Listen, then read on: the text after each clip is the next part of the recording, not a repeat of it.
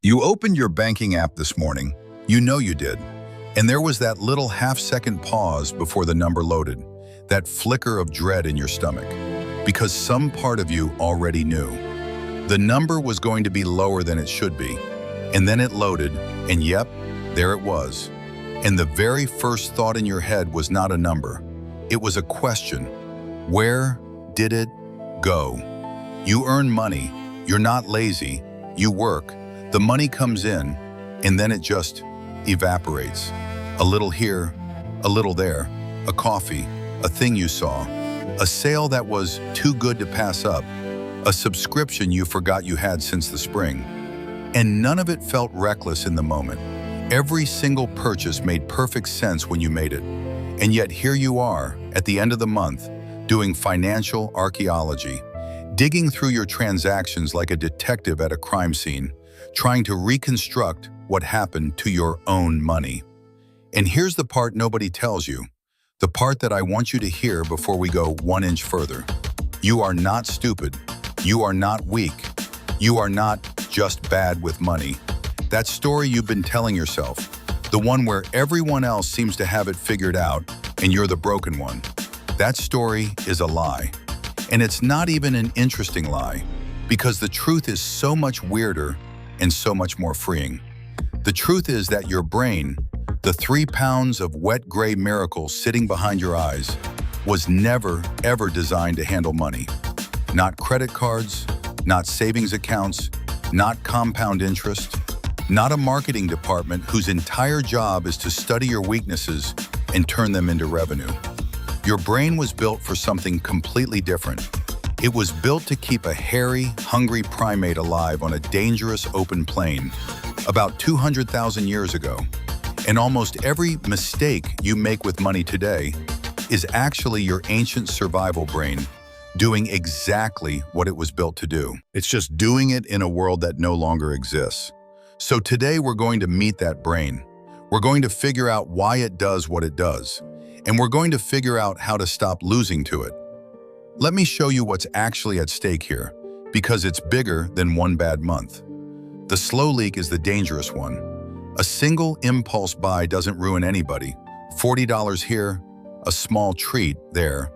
None of it feels like the thing that's hurting you. But money doesn't work on the scale of one purchase. It works on the scale of decades. And over decades, the gap between what your brain wants to do and what would actually serve you compounds. Quietly, relentlessly. The average person doesn't go broke from one catastrophe. They go broke one reasonable feeling decision at a time, repeated a few thousand times, while their ancient wiring whispers that everything is fine. Think about it this way. The difference between someone who feels constantly behind and someone who feels calm and secure usually is an income. We love to believe it's income. If I just made more, I'd be fine. But study after study shows the same uncomfortable pattern. People's spending expands to swallow whatever they earn. Get a raise, and within a year or two, the raise is gone. Absorbed into a slightly nicer life that no longer feels nicer because it's just the new normal. The leak follows you up the income ladder. It doesn't get fixed by climbing higher. It gets fixed, or not, right here, in the wiring. So this matters, not because money is the meaning of life, it isn't, but because the gap between what you earn and what you keep is the gap between anxiety and freedom, between I have to and I get to, between a future where you're choosing and a future where the wiring chose for you. Okay, I've been talking about your brain like it's some abstract villain. It's not. Let me introduce you to it properly. Because for the rest of this channel, your brain is going to have a face, and honestly, a personality problem. Meet Noggin.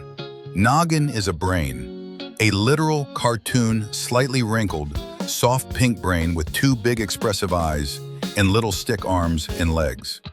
Noggin is a bit rumpled around the edges, a little frazzled, a little broke, because Noggin, like all of us, is doing his absolute best in a world he was never designed for. And here's the thing about Noggin. He is not the bad guy. He is not greedy. he is not cruel. Noggin loves you. Noggin wants the best for you. Noggin would, in a heartbeat, throw himself in front of a charging mammoth to protect you. He's loyal like that. He's just not great at reading a price tag. Because nobody ever taught the savanna how to read a price tag. And Noggin has two little advisors. They sit on his shoulders the way you'd expect. On one side, the saver, a tiny, haloed angel brain clutching a piggy bank, whispering sensible things like, "Do we really need that?" And "What about future us?" Quiet voice, reasonable voice, easy to ignore. And on the other shoulder, the spender, a grinning little devil brain with tiny horns, draped in shopping bags, waving a credit card like a magic wand, whispering, "You deserve this," and "It's basically free," and "We'll figure out the money later." And I'll be honest with you, right now in your brain and mine, the devil is winning. He wins most rounds. He's been winning for 200,000 years. He's very, very good at his job. And every once in a while, when Noggin sees something really tempting, a giant flashing sale sign, a thing his neighbor just bought, a countdown timer ticking down, something deep and old switches on. His eyes go wide and wild. The fur on his little brain stands up, and he reverts to Cave Noggin, grunting, grabbing a club, ready to seize the resource before someone else takes it. We're going to see a lot of Cave Noggin, because Cave Noggin is the part of you that takes over right at the exact moment your money is most at risk. So here's where we're going. First, we're going to travel back and meet the world Noggin was actually built for. Because once you understand that, everything you do with money suddenly makes a terrible kind of sense. Then we're going to look at the great mismatch, the moment the world changed and Noggin's wiring didn't get the memo. Then we're going to catch Noggin in the act, 3 times, doing the exact things you do. And finally, we're going to figure out how to outplay him, not fight him. You can't out-willpower 200,000 years of evolution, but you can outsmart it. Let's go. Picture the world Noggin grew up in, and I mean the real world, not the last few centuries, the deep past.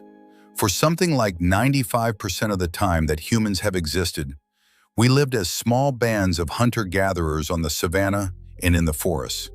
No money, no stores, no fridges, no savings accounts, no concept of next quarter. Life was lived in the immediate, dangerous, calorie-scarce present. And in that world, there were a few rules that mattered more than anything else. And Noggin learned them perfectly. He learned them so well that they're carved into the deepest, oldest parts of the brain, the parts that don't ask your permission before they act. Rule number 1, if you find calories, eat them now. There was no such thing as saving food for later in any meaningful sense. There was no fridge. Fruit rots, meat spoils. A surplus today was not wealth. It was just food that was about to go bad. So the brain that survived was the brain that grabbed the calorie-dense thing the instant it appeared and consumed it immediately. Delayed gratification wasn't wise. It was suicidal. The right fruit you saved for tomorrow was eaten by a bird or a rival tonight. So Noggin learned, in his bones, that the future is uncertain and the present is the only thing you can actually hold. Spend now, consume now, tomorrow is not promised. Now read that last line again. Spend now, tomorrow is not promised. Does that sound like anyone you know? Does that sound like the little voice that says, "You only live once," right before you tap your card? Rule number 2, status is survival. In a small band, your rank in the group wasn't vanity, it was literally life and death. Higher status meant more food, more protection, more mating opportunities, better odds your children lived. Being cast out of the group was a death sentence. No lone human survived the savanna for long. So Noggin developed an absolutely obsessive, bone-deep need to monitor where he stands relative to everyone around him. Am I keeping up? Am I falling behind? What does he have that I don't? This wasn't pettiness. For Cave Noggin, falling behind the group meant dying. So the brain that survived was the brain that cared, intensely, desperately, about relative status. And now hold that thought next to your own life. The car your neighbor just parked in their driveway, the vacation photos your old classmate posted, the renovated kitchen, the watch. None of it makes you safer. None of it feeds you, but something in your chest tightens when you see it. That tightening is Cave Noggin, 200,000 years old, screaming that you're falling behind the band and you need to catch up or you'll be left to die. He doesn't know it's just a guy with a nicer car. He thinks it's life and death.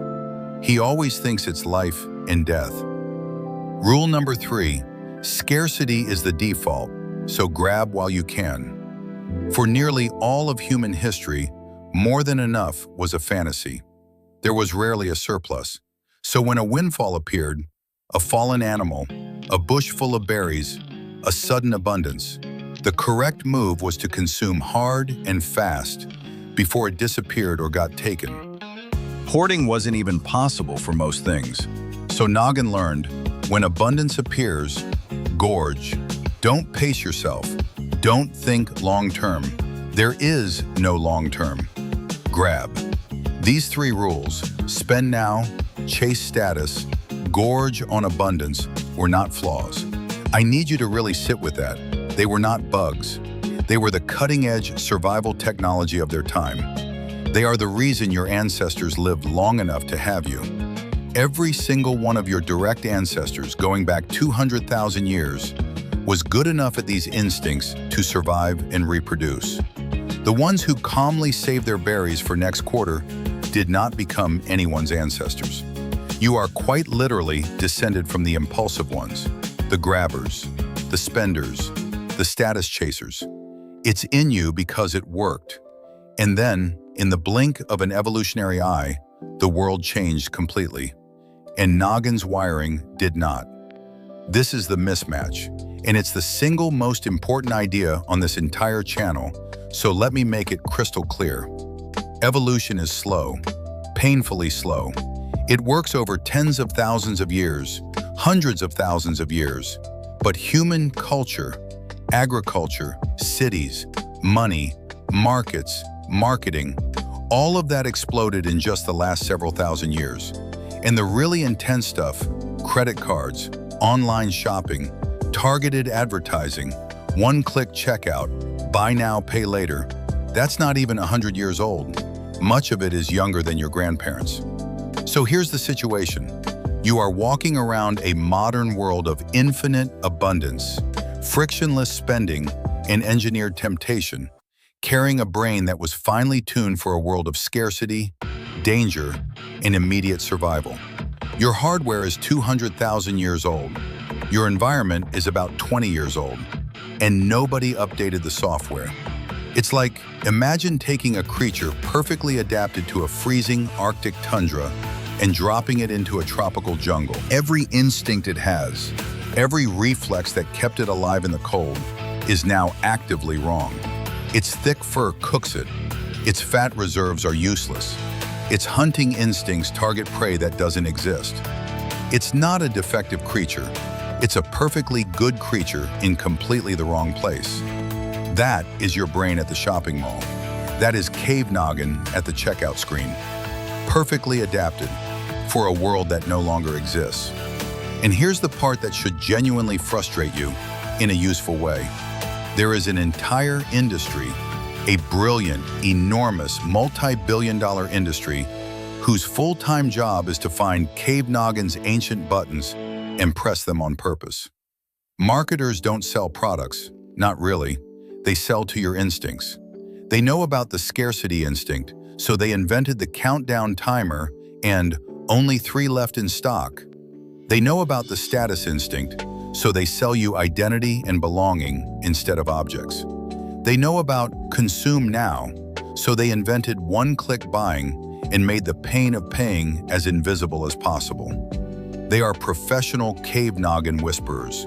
And for a long time, you've been walking into that fight completely unarmed, not even knowing there was a fight, until today. Let me show you Noggin in action, 3 times, and I want you to watch yourself in him. Scene 1, present you versus future you. Noggin is sitting on the couch. The saver angel pops up on his shoulder and says, very reasonably, "Hey, we said we'd put a little money aside this month for the emergency fund for future us." And Noggin nods. He genuinely agrees. Future Noggin matters. Of course he does. But here's the problem. To Noggin's ancient brain, future Noggin is a stranger. Brain scans actually show this.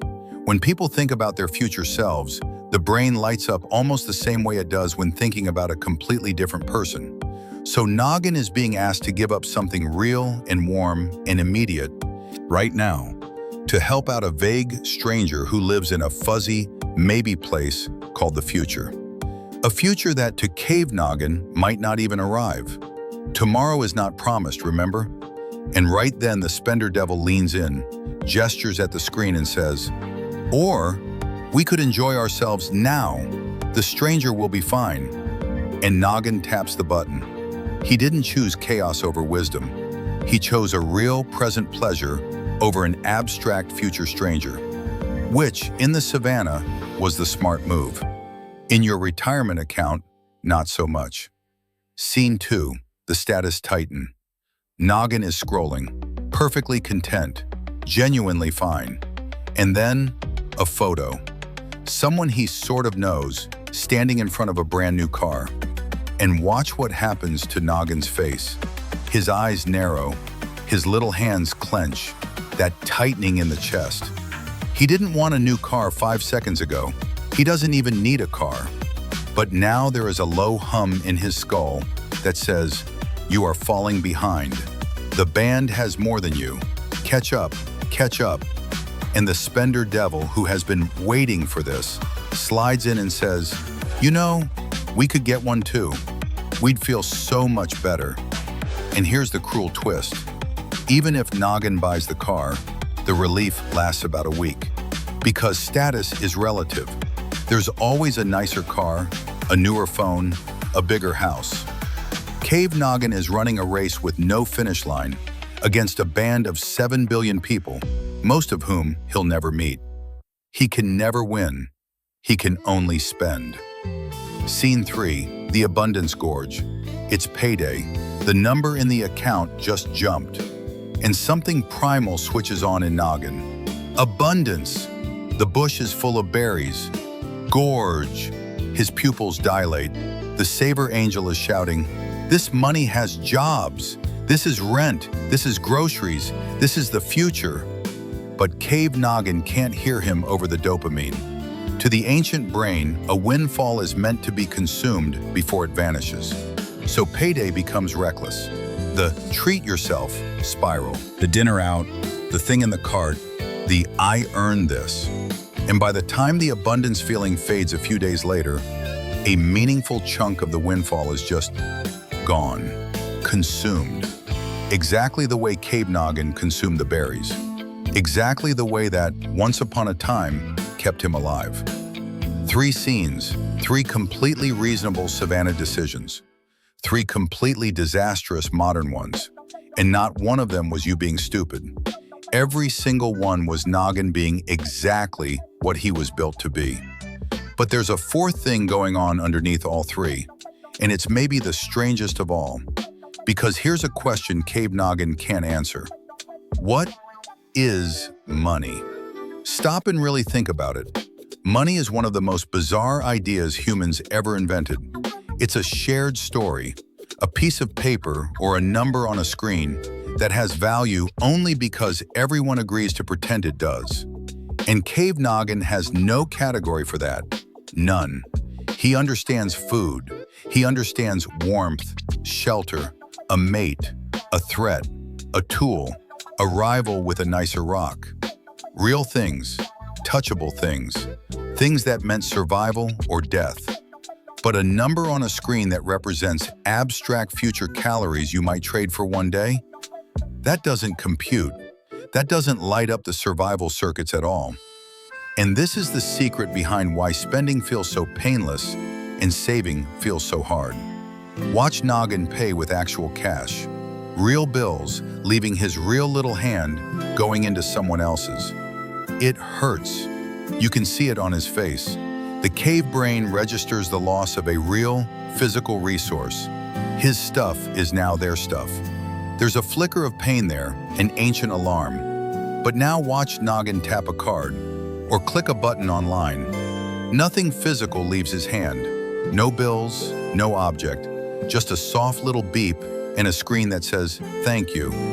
And Cave Noggin feels nothing, no loss, no pain. Because as far as his 200,000-year-old wiring is concerned, nothing actually happened. No real resource left his possession. The money was already an abstraction he couldn't feel, and now it's left in a way he can't even see. This is why people reliably spend more with cards than with cash. It's not a small effect either. When the pain of paying is removed, the only voice left in the room is the spender devil, gleefully whispering, "See, that didn't hurt at all." And the marketers know this better than anyone. It's the whole reason one-click checkout exists. It's the whole reason your card is conveniently saved everywhere. It's the whole reason buy now, pay later feels like getting something for free. They are not making spending easier as a favor to you. They are surgically removing the one tiny flicker of pain that was the last thing standing between Cave Noggin and your bank account. So now we arrive at the twist. The thing I really need you to walk away with. It is not your fault. I mean that literally, not as comfort. You did not choose this wiring. You were born with a brain optimized for a world you never lived in, running instincts that were installed long before money existed, in an environment specifically engineered by other people to exploit those exact instincts for profit. You inherited the cave brain. You did not consent to it. The deck was stacked before you ever picked up a card. So please, let go of the shame. The shame is not just painful, it's wrong. It's based on a false story. The story that money behavior is about character, about discipline, about being a good or bad person. It isn't. It's about wiring. And you can't be ashamed of wiring you didn't install. But, and this is the most important word in this entire video, but it is not your fault, and it is still your responsibility. Both of those things are completely true at the same time, and holding both is the whole game. Nobody is coming to update Noggin software for you. Evolution won't do it. It's far too slow. And frankly, evolution doesn't care if you're rich. It only cared if your ancestors survived long enough to reproduce. And they did. So as far as evolution is concerned, mission accomplished. Good luck with the credit card debt. The marketers certainly won't do it. They profit from Noggin staying exactly as he is. Nobody is coming. Which means the only person who can take responsibility for that ancient brain is the modern you sitting on top of it. And here's the genuinely good news. The news that should make you sit up. You are not only Cave Noggin. You also have something Cave Noggin never had. The newer, thinking, planning part of the brain that can see the future, that can run the numbers, that can say, wait. Right now that part is weak and quiet and the cave part is loud.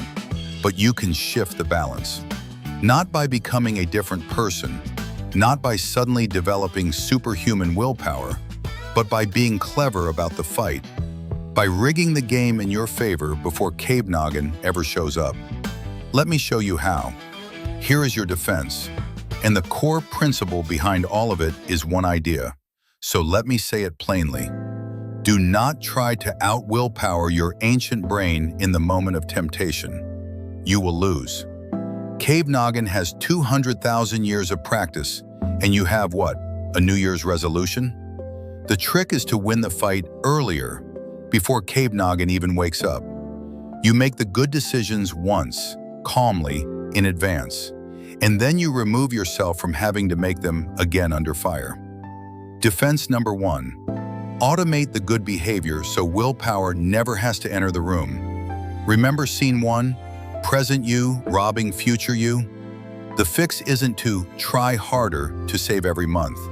The fix is to set up an automatic transfer the day after payday, so a slice of money moves into savings before Cave Noggin even notices the abundance.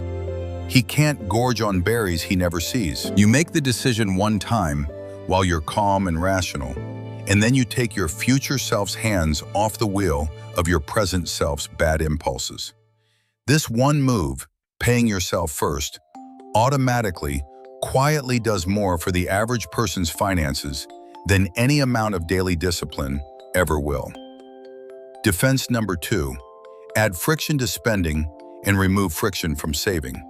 The entire modern shopping world is built to make spending frictionless. One click, saved card, instant gratification. So you fight back by deliberately putting speed bumps in the way. Take your card details off your phone and your favorite shopping sites, so every purchase requires you to physically get up and find your card. Institute a waiting rule. Anything over a certain amount, you sleep on it for one full day. Why does this work? Because Cave Noggin's grabbing instinct is a sprint, not a marathon. The urge to gorge is intense and short. If you can put even 24 hours between Cave Noggin and the checkout button, the abundance frenzy fades, the thinking brain wakes back up, and about half the time you simply won't want the thing anymore. You didn't resist temptation, you just outlasted it. Defense number 3, make future you a real person. Cave Noggin ignores the future because the future feels like a stranger. So your job is to make that stranger feel real and close. Give your savings goals actual names, not savings account, but the trip to see the ocean, or the year I don't panic. Some people put a photo of their older self, or their kids, or the future they're building, right where they spend. It sounds silly. It works because it's the only language Cave Noggin understands. He doesn't get spreadsheets, but he understands a face, a vivid image, a story. You're not lying to him. You're translating the future into a language 200,000 years old. Defense number 4, make spending hurt again. Remember, the card hides the pain that used to protect you. So for the spending you most want to control, the everyday impulse stuff, bring the pain back. Some people use cash for their fun money, a set amount in an envelope, and when the envelope's empty, it's empty, and they can feel each bill leave. Others just turn on every notification their bank offers, so every single purchase pings their phone and forces Cave Noggin to actually witness the resource leaving. You're not punishing yourself. You're just giving the cave brain back the one honest signal that the modern world quietly stole from it. A little bit of pain in the right place is a gift. Defense number 5, name Cave Noggin out loud. This is the simplest one and weirdly one of the most powerful. The next time you feel that surge, the sale sign rush, the status tighten, the payday gorge, just notice it and label it. Literally say, in your head, oh, that's Cave Noggin. That's the savanna talking. Because the instant you name the impulse, you create a tiny gap between you and it. You stop being the impulse and you start being the person watching the impulse. And in that little gap, that's where your freedom lives. That's where the thinking brain gets a vote. You can't delete Cave Noggin, but you can stop letting him sign your name on every purchase. So let's bring it home. Here's everything we figured out today. You are not bad with money. Your brain was simply built for a completely different world. A world of scarcity, danger, status, and immediate survival about 200,000 years ago. It learned 3 deep rules: spend now, chase status, gorge on abundance, and those rules kept your ancestors alive. But the world changed in an eye blink, and your wiring didn't. And now an entire industry exists to press those ancient buttons on purpose. So when you overspend, you're not being weak. You're being a perfectly good savanna creature in completely the wrong environment. It's not your fault. And it is still your responsibility. And you fight back not with willpower in the moment, but with clever decisions made in advance. Automate the saving, add friction to the spending, make future you a real person. Make the spending hurt a little again, and learn to name Cave Noggin when he shows up. And here's the thing I want you to really hear. Noggin, your noggin, the one in your head right now, is not your enemy. He never was. He's just an old, loyal, slightly frazzled little brain trying to protect you using a map of a world that doesn't exist anymore. He doesn't need to be fought. He needs to be understood, and then gently, lovingly outsmarted. Every time you catch him in the act, every time you put a speed bump in front of a purchase, every time you name the savanna talking, you're not beating him, you're teaching him. You're slowly, patiently rewiring 200,000 years of programming for the world you actually live in. And that, more than any salary, more than any windfall, is what the difference between broke and free actually comes down to. Not how much comes in, how well you understand the ancient little creature deciding where it goes. You can rewire this, genuinely, not overnight and not perfectly. Cave Noggin will absolutely ambush you again, probably this week. But every time you see him coming, you get a little faster, a little wiser, a little freer. That's not willpower, that's just knowing your own brain better than the people trying to exploit it. And you're already ahead, because now you know there's a fight at all. So here's something to chew on before next time. I told you marketers press Cave Noggin's buttons on purpose. Well, there's one button so simple, so stupid, so obviously a trick that you swear it could never work on you. It's a single missing penny, a price that ends in 99 cents instead of a round number. You know $19.99 is basically $20. You know it, and yet your brain falls for it every single time. It is maybe the most successful trick in the entire history of selling. It's hiding on almost every price tag you'll see today. And once you understand why it works on your brain, you'll never look at a price the same way again.